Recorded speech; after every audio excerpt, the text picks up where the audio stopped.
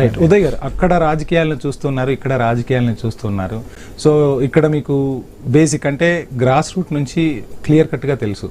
So ఇక్కడ ఉంటే అంటే ఇప్పుడు మీలాంటి ఏజ్లో ఒక వ్యక్తి ఇక్కడ రాజకీయాల్లోకి రావాలంటే ఖచ్చితంగా ఫ్యామిలీ బ్యాక్గ్రౌండ్ ఉండాలి, పొలిటికల్ బ్యాక్గ్రౌండ్ ఉండాలి, అండ్ మనీ అనేది money and cost also cost కూడా ఉంది. ఇవి ఉంటేనే రాజకీయాల్లోకి రాణించగలుగుతున్న పరిస్థితులు. సో అక్కడ ఏంటి అసలు అక్కడ ఏం చూస్తారు అక్కడ ప్రజలు? It's a very good point అండి. అంటే ఫస్ట్ ఆఫ్ ఆల్ పాలిటిక్స్ అనేది ఒక profession and it's public service. First fundamental point అక్కడ విఐపి కల్చర్ అస్సలు ఉండదండి.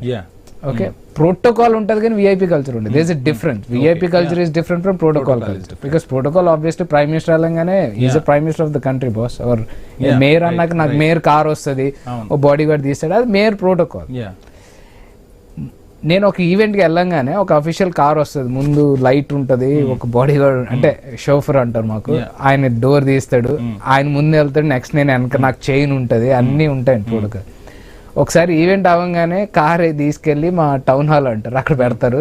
నేను నా పని నేను చూసుకోవాలి, నేను బస్సు ఎక్కాలో, నా కార్ వేసుకెళ్ళాలో, లేదా సైకిల్ దొక్కున్నా నాది ఇట్లా వెళ్ళాలి.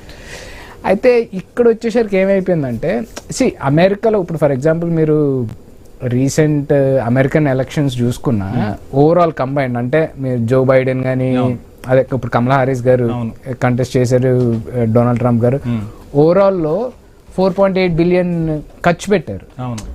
కానీ అది ఖర్చు డబ్బులు ఇచ్చి కొనుక్కోలే ఓట్లు, ఫిలాసఫీ మీద ఓట్లు అని మీ క్యాంపెయిన్ ఖర్చులో ఈ ఖర్చులో అయింది.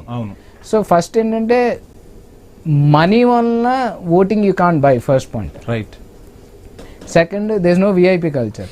నువ్వు ఒక పొలిటీషియన్ అయితే you there to serve the people, అంటే ఓన్లీ ప్రజలకి ఏం కావాలో అదే మీరు చేయాలి.